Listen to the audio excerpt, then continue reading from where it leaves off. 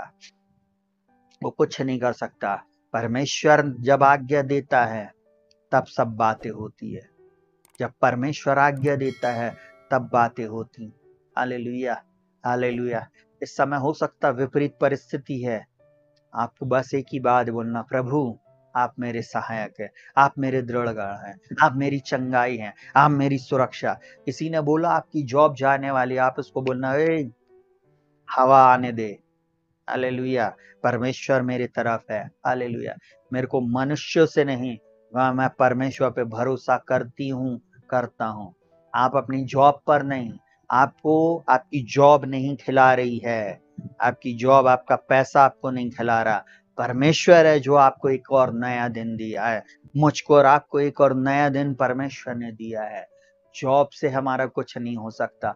वो परमेश्वर है जो सब कुछ पूरा करने में सामर्थी है। बोलता वो अनाथ और विधवाओं की सहायता करता है। बोलता है वो अपने डरवैयों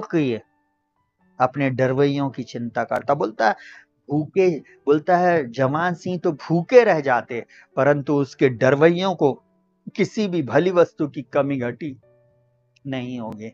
अगर आप उससे डर रहे हैं, दानियल के समान, आप आशीष को काटेंगे, आप आशीष को प्राप्त करेंगे। दानियल के पास बहुतायत की आशीष थी। वो छोटा मोटा व्यक्ति नहीं था, राजा के पास उसकी पहुंच थी। आपको मालूम है, अध्यक्ष और अधिपति राज्य के विषय में, राज्यकार के विषय में दानियल के विरुद्ध दोष ढूंढ रहे थे। आपको मालूम है, इतने बड़े पोस्ट पर होने के बाद वो, उसको भी लोगों ने नहीं छोड़ा। उसके लिए भी युक्ति बनाई गई, उसकी भी परीक्षा हुई। आप और मैं क्या है? अगर आपके और मेरे जीवन में दुख आ रहा है, कोई बात नहीं, प्रभु को धन्यवाद, ये दुख जो है थोड़े दिनों के बाद चला जाएगा। वो पिता बोल रहा है, गाना मैं आप लोगों के लिए गाना चाहता हूं, बहुत ध्यान से सुनिएगा। करता हूं मैं तेरी चिंता, तू क्यों चिंता करता है? आंसुओं की वादियों में साथ न छोड़ूंगा तेरा, आंसुओं की वादियों में हाथ न छोड़ूंगा तेरा। आपको मालूम है, वो परमेश्वर बोल रहा है मुझसे और आपसे, करता हूं मैं तेरी चिंता, तू क्यों चिंता करता है? आंसुओं की वादियों में साथ ना छोड़ूंगा तेरा, हाथ ना छोड़ूंगा तेरा। मत चिंता करें। जल्दी से तीसरे व्यक्ति के विषय में अपन देखेंगे। तीसरा, स्वयं प्रभु यीशु मसीह, जो प्रार्थना कर रहा है, जो उपवास कर रहा है, जिसने हम मुझको और आपको ये बात को सिखाया है, हम उसके विषय में सीखेंगे। बहुत ध्यान से सुनना। मत्ती 14 उसके 23 में परमेश्वर का वचन क्या बोलता है? बोलता है वह प्रार्थना करने को अलग पहाड़ पर चढ़ गया। और बाइबल क्या बोल रही है? गुप्त में प्रार्थना करना, अलग स्थान में जाकर, ऐसी जगह जहां कोई आपको सुन नहीं रहा है, जहां कोई आपको देख नहीं रहा, जहां कोई भी नहीं है, वहां जाकर आप प्रार्थना करें। लिखा हुआ है मत्ती 14 के 23 में, वह लोगों को विदा करके प्रार्थना करने को अलग पहाड़ पर चढ़ गया और सांझ को वहां अकेला था, अकेला रहा, अकेला प्रार्थना करता रहा।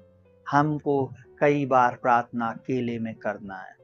दुख है, पीड़ा है, परेशानी है, जॉब जाने वाली है, बच्चे नहीं सुधर रहे हैं, मैरिज नहीं हो रही है, कंपनी से कॉल लेटर अभी तक नहीं आया है, कोई भी साइन अभी तक नहीं आया है, पैसा कैसे मिलेगा, कैसे कल घर चलेगा? आपको प्रार्थना करना है दानियल के समान, आपको प्रार्थना करना है यीशु मसीह के सामने। हालेलुया। देखिए, मैं आपको एक बात बोल रहा, एक बार व्यक्ति आपकी मदद कर देगा, 2 बार कर देगा, 4 बार कर देगा, 10 बार कर देगा, उसके बाद फिर वो मदद नहीं करेगा। क्यों? क्योंकि बोलेगा ये हर बार ये हमसे मदद ही मांगते हैं। इसलिए मनुष्यों से नहीं, परंतु परमेश्वर से मदद मांगो, परमेश्वर से मांगो, परमेश्वर से प्रार्थना करो, परमेश्वर से विनती और निवेदन करो, क्योंकि वो सर्वज्ञानी, सर्वव्यापी, सर्व सामर्थी है। वो सब कुछ करने में सामर्थ्य परमेश्वर, वह आपके जीवन में अद्भुत कार्यों को करने वाला एक मात्र परमेश्वर है। क्यों आप इसके उसके ध्यान दे रहे, इसकी उसकी तरफ क्यों ध्यान दे रहे? यीशु मसीह अकेले में गया, अकेले में प्रार्थना किया, अकेले में जाकर लोगों को विदा करके वो गया और प्रार्थना कर रहा है। कई बार मैं और आप मनुष्यों की ओर फोकस करने लगते हैं। Hallelujah, hallelujah. बहुत ध्यान से सुनना, एक बात बताने जा रहा हूं। कई बार क्या होता है, हम एक गाना गाते हैं या मसीह लोग एक बात बोलते हैं, मैं अपनी आंखें अमेरिका की ओर उठाऊंगा, मुझे सहायता कहां से मिलेगी, मुझे सहायता अमेरिका से मिलेगी। आपको मालूम है, मुझे सहायता विदेश से मिलेगी, मेरा फंड विदेश से आएगा।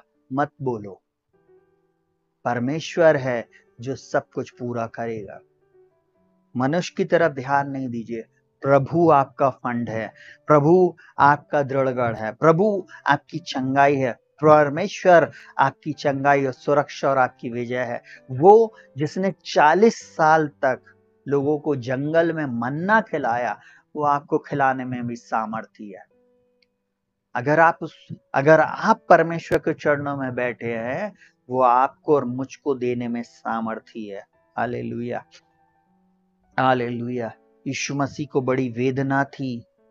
बाइबल इस प्रकार से बोलती है, बहुत ध्यान से सुनना।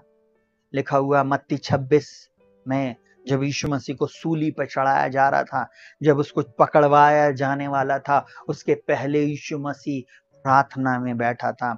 लिखा हुआ तब यीशु ने अपने चेलों के साथ गतसमनी नामक एक स्थान में आया और अपने चेलों से कहने लगा कि यहीं ठहरे रहना जब तक मैं वहां जाकर प्रार्थना करूं। देखिए, यीशु मसीह चेलों को लेकर गया, परंतु बोला तुम लोग यहीं ठहरो, मैं थोड़ी आगे जाके प्रार्थना करूंगा। वो प्रार्थना करने वाला था, वो प्रार्थना कर रहा था, प्रभु पिता आप दया करें, पिता आप इस परिस्थिति को बदले, पिता आप अनुग्रह करें। देखिए यहाँ पर क्या लिखा, 39वां पद 26 का 39, वहां पे बोलता है, फिर वह थोड़ा और आगे बढ़कर मुंह के बल गिरा और वह यह प्रार्थना करने लगा, हे मेरे पिता, यदि हो सके तो यह कटोरा मुझसे टल जाए, तो भी जैसा मैं चाहता हूं वैसा नहीं, परंतु जैसा तू चाहता है वैसा ही हो।